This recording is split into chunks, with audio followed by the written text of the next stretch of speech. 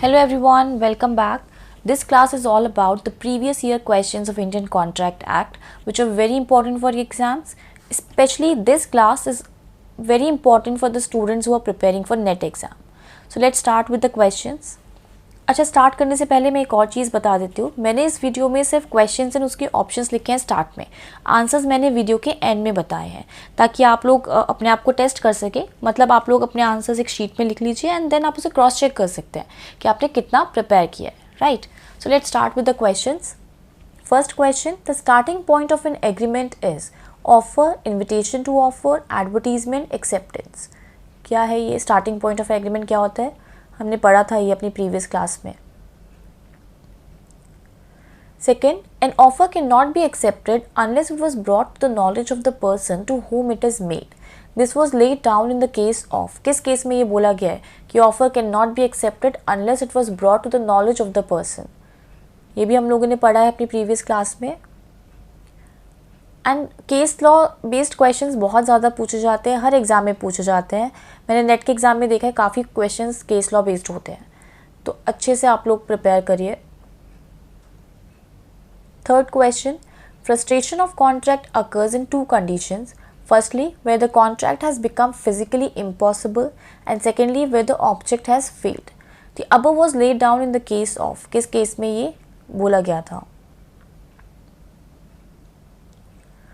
Fourth, a party who suffers loss as a result of breach of contract can in the usual course claim. क्या claim कर सकते हैं? Ordinary damage, special damage, exemplary damage या penal damages. Fifth, the communication of an acceptance is complete as against the proposer. Against the proposer communication of an acceptance कब complete होगा?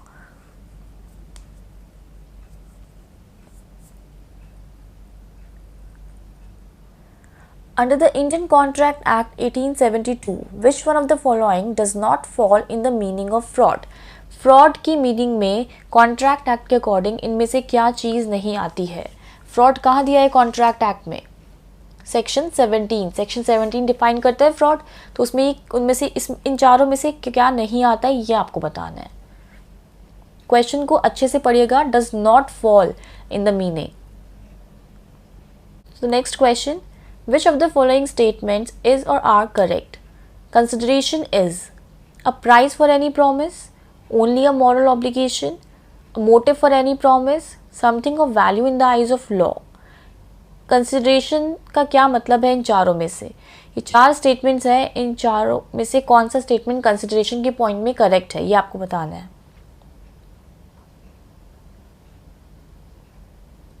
Next, the case of Mohori Bibee versus Dharmodas Ghose. इस case में क्या lay down हुआ था ये बताना है आपको. ये केस मोरी बीबी का केस किससे रिलेटेड है? सबको पता होगा, ये एक बहुत लैंडमार्क केस है. तो बताना है आपको कि इस केस में क्या डिसीजन लिया गया था.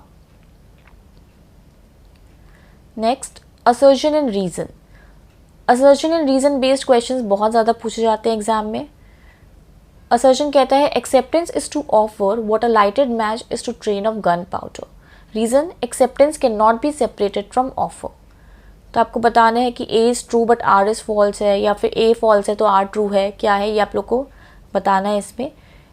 सी, असर्शन एंड रीजन के क्वेश्चंस आप जितना ज़्यादा प्रैक्टिस करोगे उतना ज़्यादा ही आप अच्छे से इसको कर पाओगे. Next, again an assertion reason question. Assertion कहता है a proposal may be revoked at any time before the communication of its acceptance is complete as against the proposer but not afterwards. Reason, section 5 of the Indian Contract Act deals with the revocation of proposal and acceptances.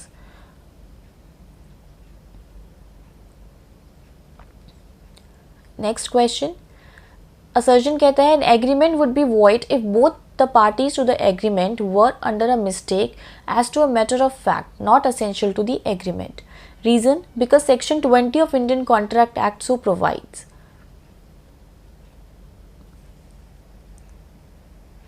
Next question, match the following. Match list 1 with list 2. Match the following questions बहुत ज़्यादा पूछे जाते हैं ये questions भी. Specially मैंने net के exam में तो बहुत देखे हैं. केस लॉ बेस्ड है ये मैच द फॉलोइंग.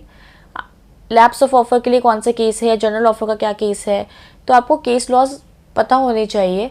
और अगर आपको सारे केस लॉज नहीं पता है कभी, तो आपको, अगर आप मैच कर सकते हैं, सपोज आपको कम्युनिकेशन का पता है कि इसका केस लॉ ये है, या आपको जनरल ऑफर का पता है, दो के आपको पता है, तो आप मैच कर सकते हैं कि बाकी का ये होगा। तो ये आप एलिमिनेशन मेथड इसको बोलते हैं, उसके थ्रू आप आंसर सॉल्व कर सकते हैं, right. Next question, consideration is the recompense given by the party contracting to the other, this definition is attributed to. ये डेफिनेशन किसने दी है कंसिडरेशन की, ये बताना है आपको। Next, in which of the following cases doctrine of frustration was laid down, किस केस में डॉक्ट्रिन ऑफ फ्रस्ट्रेशन किस केस से आया था। Next question, again match the following, ये भी केस लॉ बेस्ड है।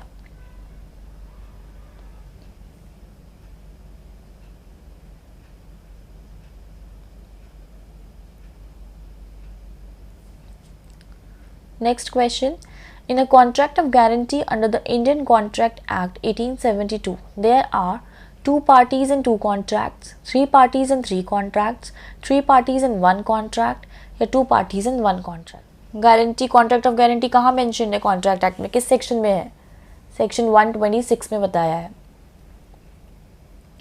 Next question, which of the following statement is correct, चार स्टेटमेंट्स दिए हैं एक्सेप्टेंस को लेके, इनमें से क्या करेक्ट है ये बताना है। अगेन मैच द फॉलोइंग, ये सेक्शन बेस्ड क्वेश्चन है।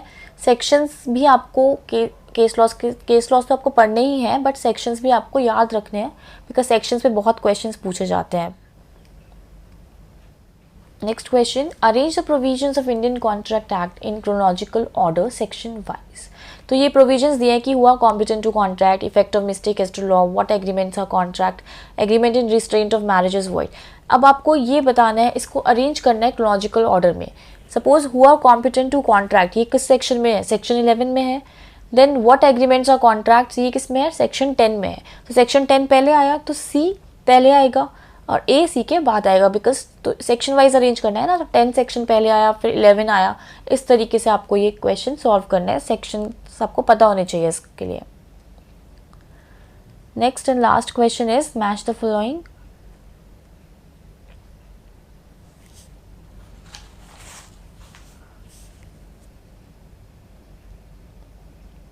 हमने बहुत सारे टॉपिक्स पढ़े नहीं हैं इस कॉन्ट्रैक्ट एक्ट के, बट क्योंकि बहुत से एग्ज़ाम्स आ रहे हैं अभी, तो आई थॉट कि मैं प्रीवियस क्वेश्चन पे एक आपको वीडियो बना के दूँ, स्पेशली नेट के लिए, क्योंकि नेट के लिए बहुत लोग परेशान रहते हैं।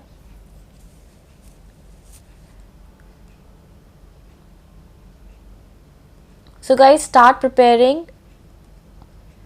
ये मैंने यहाँ पे आंसर्स दे दिए हैं इन सारे क्वेश्चंस के, आप लोग अपना क्रॉस चेक कर सकते हैं।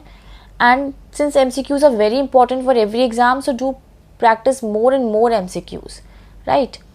So that's all for today. If you have any doubt or query, then you can ask in the comment section. Keep studying. Take care. Thank you.